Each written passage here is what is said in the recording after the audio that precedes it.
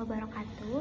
Perkenalkan, nama saya Laila Najmi dengan NIM 23308111124. Di sini saya dari program studi administrasi bisnis akan menjelaskan 3 materi dari manajemen operasi. Yang pertama yaitu strategi lokasi, yang kedua strategi tata ruang, dan yang ketiga sumber daya manusia, desain pekerjaan, dan pengukuran kinerja. A few moments later. Jadi materi yang pertama itu adalah tentang strategi lokasi yang dibawakan oleh kelompok 4. Nah, lokasi adalah keputusan strategis yang sangat berpengaruh dalam operasional perusahaan. Kenapa sih penting gitu? Karena lokasi yang tepat itu bisa mengurangi biaya operasionalnya, mendekatkan perusahaan dengan pasar, dan juga meningkatkan pelayanan pelanggan. Nah, ada beberapa faktor yang perlu kita pertimbangkan sebelum membangun suatu usaha atau bisnis tersebut. Yang pertama, kedekatan dengan pelanggan. Jadi semakin dekat dengan target pasar, otomatis semakin cepat dan murah juga gitu distribusinya. Lalu yang kedua, ada akses ke tenaga kerja. Apakah tersedia SDM yang cukup dan sesuai dengan kebutuhan yang dibutuhkan oleh suatu perusahaan. Yang ketiga, biaya operasional seperti harga tanah, pajak daerah, dan juga upah tenaga kerja di daerah tersebut. Nah, tentu aja ada faktor infrastruktur dan aksesibilitas seperti jalan, pelabuhan, dan bandara.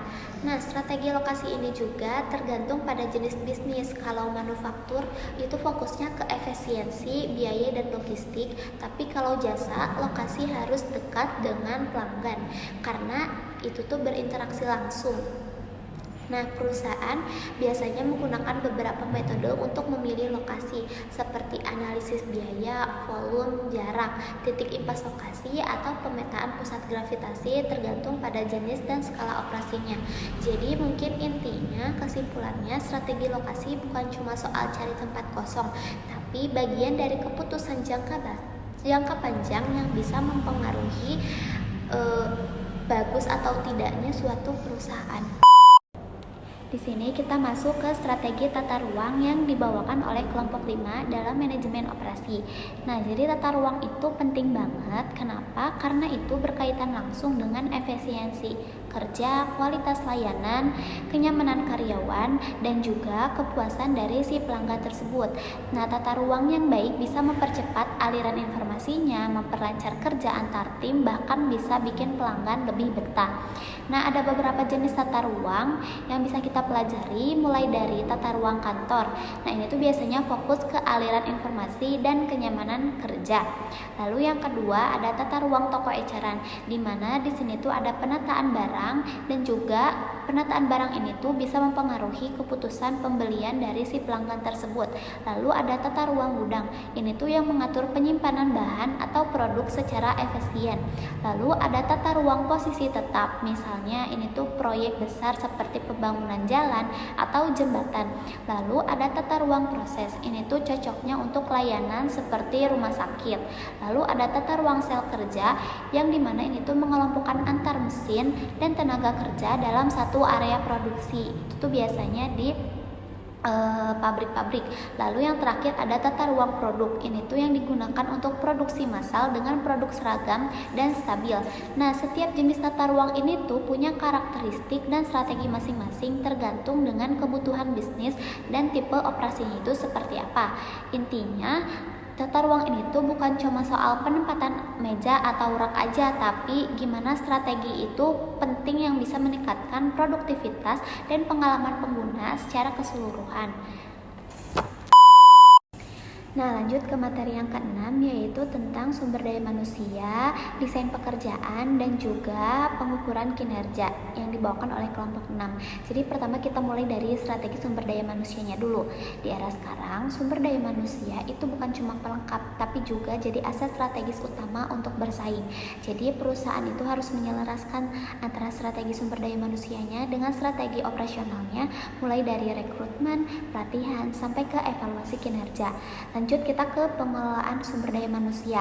Ini tuh mencakup banyak hal, Yang pertama dengan membangun budaya kerja, pengaturan shift, penugasan, sampai ke manajemen konflik dan penghargaan yang diberikan untuk karyawan.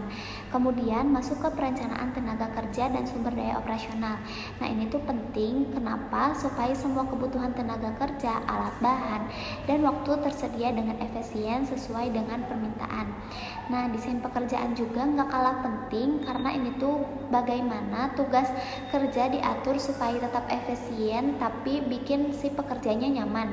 Di sini juga dibahas soal ergonomi yang tujuannya menciptakan lingkungan kerja yang nyaman dan aman biar produktivitasnya itu meningkat dan resiko cacat dari suatu produk itu berkurang. Nah, terakhir kita bahas pengukuran kinerja. Salah satu metode yang dibahas adalah studi waktu seperti metode stopwatch yang dikenalkan oleh Frederick Taylor. Tujuannya untuk mengukur waktu ideal supaya si suatu pekerjaan itu termasuk menghitung waktu normalnya dan waktu standarnya.